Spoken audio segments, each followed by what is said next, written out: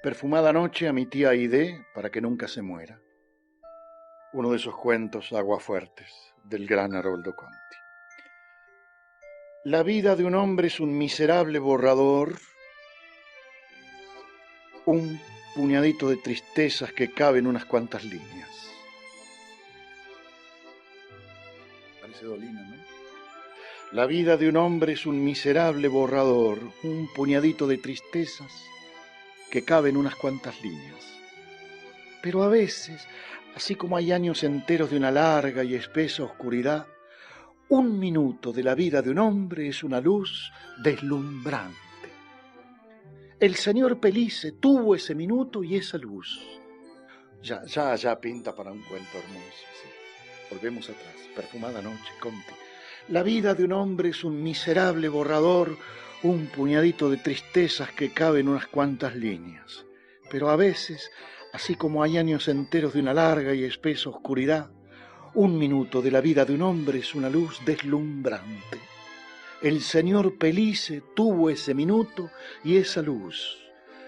Pocos lo recuerdan en este pueblo.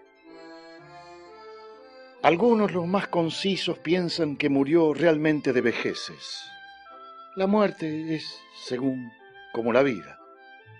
Es otra vida, justo, otra forma de consistir. No un per secula definitivo, nada absoluto, ninguna cosa extravagante, porque también es de ser, aunque en artículo mortis, de modo que el señor Pellice sigue siendo todavía. La muerte, ya que viene al caso, es suceso chiquito, desdibujo, entre luces. Este pueblo no fue así desde el comienzo, como uno imagina, no. En su momento fue pueblo niño. Antes no estaba el molino de Rodríguez, ni la fábrica de fideos de Basile era como es ahora, con un alto letrero encendido en la punta, sino de madera bien seca y engrasada, es decir, lista para encenderse, para prenderse fuego en cualquier momento, como finalmente sucedió, bien solemne, y entonces, después, sobre las cenizas, vino esta otra, de fuerte cemento y letrero penachudo. Ni estaba siquiera esta estatua de San Martín que cabalga sereno entre las copas de los árboles, ni el blanco palacio de la municipalidad tan gobernante, ni aún la avenida Alsina de cemento lisa, embanderada de letreros a los costados. Esto es, hay otro pueblo debajo de este, y otro más con tapialitos amarillos de sol y callecitas de tierra. Y por una de esas callecitas, ahí viene el señor Pellice con sus botines de becerro, su traje de gabardina negra y su panamá copudo a los pasitos, muy de cuerpo presente. Viene. Y ese fue el minuto y la luz del señor Pellice. Porque no va que ve por primera vez a la señorita Aide Lombardi en la puerta de su casa, en la calle Saavedra, al lado de la confitería Renacimiento, que está en la esquina de Pueyrredón y Saavedra, aquella opulenta casa con un tejado a la mansar, con espiga, tragaluces, cresta, veleta, buharda y chimenea, que se ennegrecía al atardecer y bollaba como un barco en el alto cielo, y ella allí, en la puerta, para siempre desde ahora, blanca y frágil y perfumada, figurín, Aide Lombardi, para sueño y música. Al señor Pellice le hizo un ruido el corazón y la amó desde ese mismo momento. Jamás cruzaron palabra, pero él, desde entonces, se quitaba puntualmente el panamá frente a aquella puerta a las 6 de la tarde en invierno y a las 8 en verano, y ella inclinaba apenas la cabeza y casi sonreía.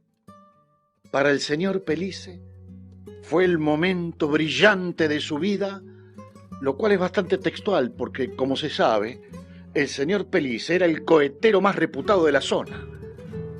¿Quién no recuerda, eso sí, las cascadas, abanicos, glorias y soles fijos que hacía estallar el señor Pellice para la fiesta de San Donato, por ejemplo? Aparte de las consonantes bombas de estruendo que reventaba en procesiones y remates y que se oían hasta Irala o Cuchacucha, según soplase el viento, y era el propio mundo que saltaba en pedazos. Aquel año del encuentro engendró para la fiesta de San Isidro Labrador, de este pueblo protector, sus famosas, el señor Pellice, ¿no? Sus famosas piezas pírricas de formidable combustión. Las piezas pírricas mediante fuegos fijos, esto es, que hacen su efecto sin dar vueltas, según se conocían hasta entonces, eran fáciles de prender mediante el simple recurso de mechas de comunicación. El maestro Pellice, en cambio, que era un verdadero artista creativo, prosiguiendo y mejorando los fogosos estudios del maestro Ruggeri, perfeccionó in extenso los fuegos pírricos, alternando piezas fijas con piezas giratorias, lo cual es de suma perfección si se tiene en cuenta que el movimiento de rotación se opone per se a que se establezca la comunicación entre las piezas. El sutil rebusque se basaba en una fuerte broca colocada horizontalmente sobre un sólido poste de madera y que servía de eje a todas las piezas, de las más simples a las más complicadas, combinando en ajustada competencia de ingenio soles fijos, estrellas, glorias, patas de ganso, aspas de molino y las maravillosas espuelas de fuego de su exclusiva invención. Mirá, mirá. ¡Pum!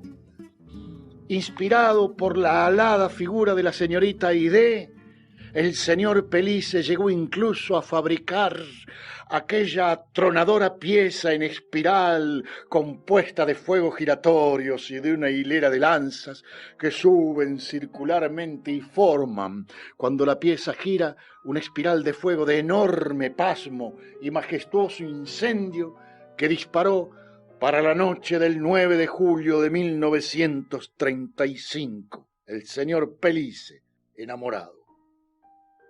Esa misma noche, en la casita que habitaba en las afueras del pueblo sobre el camino de tierra a las aguas corrientes, después de encender cuantas velas y lámparas tenía y distribuirlas por toda la casa y aún en el jardín, el señor Pellice se estableció frente a su escritorio de persiana y tras suspirar largamente mientras se rascaba la cabeza con una lapicera de pluma de pavo, escribió con su hermosa letra bastarda de curvas rotundas y el sesgo conexivo de 30 grados como se prescribe, la misma con la que copiaba las fórmulas del maestro Julio Rusiñón, autor del nuevo manual del cohetero y polvorista, editado por la librería de la viuda de Charles Bouret, su primera carta a la señorita Aidé, inspirada libremente en el corresponsal del amor, estilo moderno de cartas emotivas y pasionales.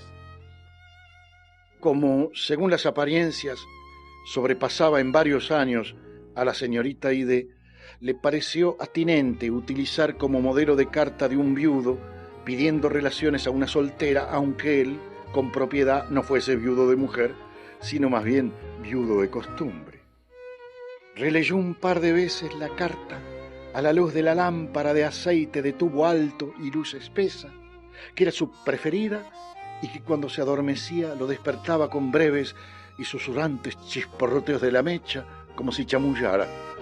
La plegó con cuidado, la besó ladeando sus bigotes de manubrio y la metió en un sobre perfumado.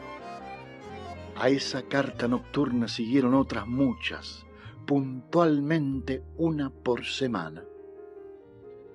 Pero el señor Pellice no llegó a despachar ninguna. Prefería rellenar con ellas las bombas de estruendo, que ahora sonaban un poco más apagadas o huecas, aunque solo él lo notase, y desparramarlas a las cartas, a sus palabras para Aidé, desparramarlas en 1000 pedacitos sobre los techos y jardines del pueblo. Algunos de esos pedacitos cayeron en el patio de canteros elevados de la casa de la señorita Aidé Lombardi, aunque lamentablemente el día de la carrera de las 12 habrá bragado, cuando disparó una bomba para la largada, un papel chamuscado que decía «Mi adorada Aidé», cayó con tan mala leche que fue a dar en el patio de la señora Aidé Bonsignori y más precisamente casi a los pies del señor Monsignori, que tenía la sangre caliente y se armó una podrida de calendario. Era otra idea. El señor Pelice seguía transcurriendo exacto, puntual, todas las tardes por frente a la casa de la calle Saavedra, y allí estaba siempre la señorita de Bisú, cada día más blanca y leve, casi transparente. La señorita Aide Lombardi murió de tabardillo el 8 de mayo de 1946. El señor Pelice redactó esa noche la única carta que en todos esos años remitió por correo. Mi estimada señorita, en momentos tan especiales deseo expresarle a usted mi invariable afecto y la seguridad de mi perdurable compañía en esa otra vida de tránsito que ha iniciado usted y que me impongo yo en este mismo momento, su leal servidor, P. El señor Pelice echó la carta al día siguiente y no volvió a salir de la casa por el resto de sus días. Solamente lo hacía cada 8 de mes por la tardecita para depositar un sobre perfumado en el nicho de la señorita, que luego se llevaba el viento o algún curioso, o bien lo chamuscaba y descoloría el tiempo. Coincidió que para entonces los festejos de estruendo fueron cayendo en desuso y se convocaba remate por edicto judicial y no por bomba. Al tiempo los vecinos le dieron por muerto o simplemente lo olvidaron. Ya estaba el asfalto, se habían construido varios molinos, el expreso Rojas llegaba hasta Buenos Aires y sobre el pueblo de Tapiales Amarillos había surgido otro pueblo. La casa de la calle Saavedra se convirtió en un local de compra y venta de propiedades. A todo esto el señor Pelice envejecía suavemente detrás del último tapial como un fuego que se apaga con lentitud. Al caer la noche encendía todas las velas y lámparas y daba de comer a unos pececitos de colores que criaba en un acuario y que eran su única y silenciosa compañía. Tenía una colisa labiosa, 2 ángeles que parecían 2 pajaritos rígidos, una Beta Splendors, un labeo bicolor, un telescopio renegrido de ojos saltones que semejaba un gato, una ninfa, un cometa y 2 besadores chatos y blancos que colgaban del agua como 2 papelitos. La luz del atardecer penetraba por la puerta ventana que daba al jardín y revestía el cuarto de una claridad dorada que encendía pálidamente la pecera. Los pececitos flotaban en el agua dorada como suaves pájaros de lento vuelo, desplazándose majestuosamente entre las ramitas del lodea o del lecho japonés. El señor Pelice inclinaba su cabeza encanecida sobre los vidrios y sus pensamientos se desplazaban tan lentos y suaves como aquellos pececitos ánimas. Detrás del tapial amarillo que con la sombra se cubría de caracoles, el señor Pelice se hinchaba y arrugaba un poco más cada año. Ahora podía salir y pasar entre los vecinos sin ser reconocido. El pueblo seguía progresivo, casi capital. Altas luces de mercurio alumbraban las calles avenidas. El asfalto había llegado hasta la calle Magallanes, en las afueras. Había 2 semáforos en el centro que saltaban bonitamente del verde al rojo y a la viceversa, y de los que don Pelice no entendió muy bien su significancia, aunque imaginó que eran tramoyas de la estación. La iglesia de San Isidro, tan altiva, tan de lejos visible, apuntando al cielo entre los árboles, sobre los buenos campos, había sido vaciada por dentro. Ya no consistía en aquel brillante altar con columnas al pan de oro y la santa imagen muy carnal en su contexto, de Santa María bendita, todo color y vestes y brillos, y ojos de vidrio, y el niño desnudo, barrigoncito. No, ahora era una especie de agudo galpón blanqueado, con una mesada en alto. Quedaban de los otros tiempos y por allí la reconoció. Los grandes ventanales con vidrios a franjas blancas y violáceas que según la disposición del sol azulaban a cierta hora el aire, las gentes, las imágenes de bulto, en cuya luz vio una mañana sobreandar flotante a la señorita Aide con un tul que le velaba el rostro y de cuyos entrepaños florecían ambas manos como de cera. Nada de eso prevalecía ya. Él mismo no era el Pellice de entonces, pues nadie se volvió a reconocerlo cuando avanzó por el medio de la nave con el Panamá en la mano haciendo crujir los resecos botines de becerro. De regreso pasó por la calle Saavedra y hundida entre dos vidrieras que resplandecían descubrió trabajosamente la negra silueta de la casa con un afrentoso letrero sobre la puerta. Haciendo visera con la mano, los ojos repasaron el imbatible tejado alamansar que se recortaba contra el resplandor de las luces de mercurio.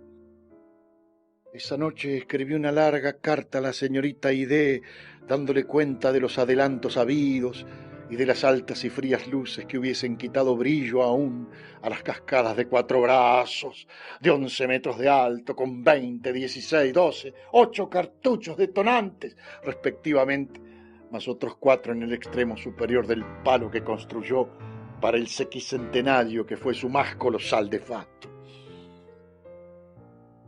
Ahora es noviembre, en la profunda noche perfumada, al señor Pellice ya decididamente viejo y por lo tanto insomne, le cuesta una barbaridad conciliar el sueño. Casi no duerme. Se aquieta sobre el catre y hacia el amanecer se adormece un poco. En esas largas horas divaga por el jardín con la lámpara de aceite en la mano o se echa en una mecedora e impulsada por el aire dulzón que despide el ligustro humedecido por el rocío, su cabeza se vuela como un globo o como una pajarita de papel que planea sobre el viejo pueblo con los tapialitos amarillos y las calles de tierra y tanta cosa que se desapareció u ocultó, no visible a prima facie, que eso es la muerte, olvido, oscuridades, suma y suma, tiempo y tiempo, distancia inmóvil. En la madrugada acercó la lámpara a la pecera y comprobó, ya sin dolor, que el pez telescopio, ese lento pajarito renegrido que lo observaba con sus grandes ojos saltones a través del cristal y con el que casi había llegado a entenderse de un mundo a otro, pez, hombre, pez, pez, flotaba inerte en uno de los rincones. Al principio, cuando instaló la pecera, eran 12 movedizos pececitos, pero iletrado en aguas, el exceso de comida o alteraciones en la temperatura o defectos en la aireación y filtración redujeron el lote rápidamente. La primera muerte fue una catástrofe. El señor Pellice extrajo el cuerpecito finado, una vez que comprobó en forma absoluta que no se movía ni aun empujándolo con un dedo, con la redecilla de tul, y lo depositó sobre una hoja de hortensia en el medio del escritorio y lo veló algunas horas con la lámpara de aceite. Con una cuchara cavó un hoyo al pie de una magnolia foscata y enterró allí al pececito. No se había aún recuperado de aquella sensible pérdida cuando murió un Macropodus opercularis que comenzó boqueando en la superficie y luego se acurrucó en un rincón con el vientre echado. Lo sepultó al pie del ciruelo del jardín de aladas hojas marrones. Así fueron muriendo uno tras otro, y el viejo enterrándolos con la cuchara al pie de esta planta o de aquella. Al telescopio lo plantó junto a su arbolito más querido, un jazmín japonés de flores carnosas que reventaban justamente para fines de noviembre y se removían en la noche como avecitas blancas bombeando intensas ondas perfumadas que traspasaban la oscuridad hasta el catre o la mecedora del señor Pellice, que ya prácticamente no duerme. A ratos lee, a ratos escribe, pero sobre todo piensa. Eso es la vejez. Una desvelada memoria. Por lo general reconstruye el pueblo desde su infancia, mezclando, o mejor dicho, combinando los tiempos, las personas desfilan contra un mismo tapial o por la penumbra amarilla del cuarto el padre Dolia, previniéndolo en cocoliche sobre las tentaciones de este mundo mientras se pone y se quita el bonete francés, nervioso con la presencia del demonio, a quien imagina una especie de comisario de la provincia con el uniforme colorado, el viejo Ponce que habla solo, Bimbo Marsiletti que agita los brazos frente a una banda invisible, Oreste Provenzano que levanta una ristra de billetes de lotería, o los tanos Minervino, Visiconti y Ciminelli que pasan tocando la gaita en fila india igual que en la procesión de la Virgen del Carmen. Desde que se marchó la señorita Idea ha tomado por costumbre colgar un farol de viento en medio del jardín. El viento lo agita y remueve las densas sombras que cambian pesadamente de lugar. Su luz anaranjada semeja la lechosa claridad de la pecera, y en esa luz submarina el señor Pelí se ve brotar en la punta de una ramita al Macropodus opercularis o al Laveo bicolor o al Scatophagus argus o a los Puntius aurelius que murieron a dúo. Se agitan como flores o pajaritos o caireles casi transparentes, muy navegantes. Esta noche de noviembre florecerá sin duda el telescopio, pez pajarito de negros velos en la cresta del jazmín japonés. El 8 de diciembre, día de la Inmaculada, el señor Pellice escuchó desde el catre el volteo de las campanas que convocaban a la misa solemne de primera comunión con la lámpara de aceite todavía encendida a un lado sobre la silla.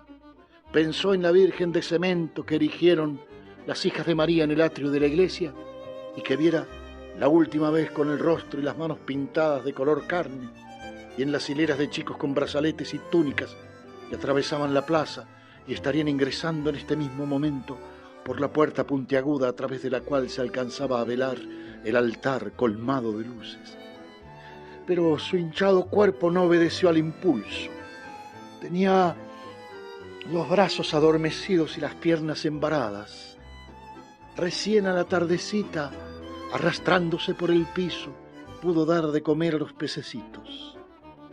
Angelita Alori, que venía 2 veces por semana a asear la casa, lo encontró al día siguiente, tumbado en el piso de ladrillos, y lo acomodó en el catre para finales. Como por otro ítem padecía el mal de orina, Angelita le preparó un cocido a base de raíz de rábano, con una mata de perejil y un puñado de hojas de berro, endulzado el conjunto con azúcar de cande. Se abreva una copa para extraer la orina y los humores que vienen de acompañamiento, aconsejándose un pater para refuerzo. El señor Pellice mejoró de la orina, pero total que era casi lo mismo, pues no podía transportarse para expulsarla, debiendo ayudar al efecto la Angelita, con la vista vuelta hacia otra parte.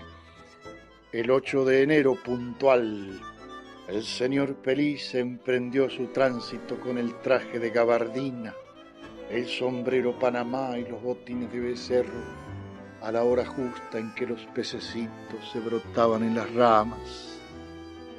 Según la Angelita, que depuso para Constancia, hizo una buena muerte, al natural, y fue enterrado de oficio, sin luto ni comparsa, en la mera tierra. Ahora bien, y a propósito del señor Pellice que pasó, pregunto, ¿cuál es el verdadero pueblo de la ciudad de Chacabuco? ¿Cuál rige? ¿Este de ahora, encumbrado en adelantos? ¿O aquel otro de los tapialcitos amarillos y las calles de tierra, cuando el camión de riego asentaba el polvo al atardecer y todo era más viejo y simple, pero más dulce, y bastaba con estirar el cogote para ver al fondo de la calle las primeras quintas, y que por la calle Saavedra en este momento se acerca gravemente el señor Pellice, se detiene frente a la casa de los Lombardi ya medio en sombras, se quita el panamá y saluda a la señorita Aide, que dice por primera vez con su voz de pajarito: ¿habrá calor este año, no cree usted? El sol está fuerte para noviembre, responde pero oblicua el señor Pelís. Hermoso atardecer. Sopla algo de viento, por suerte. ¿Hacia dónde va usted tan incontinenti? Al Prado, improvisa temerario el señor Pelís. Muy buena idea. Me gustaría mucho ir hasta ahí, canturrea la señorita Aide. El señor Pelís se le ofrece el brazo y la señorita Aide, con una risita, se aparta de la puerta y enlaza el brazo del maestro cohetero. Las dos figuras se alejan entre tapiales amarillos y penachos de sombra rumbo al Prado español, mientras sobre el pueblo desciende la perfumada noche.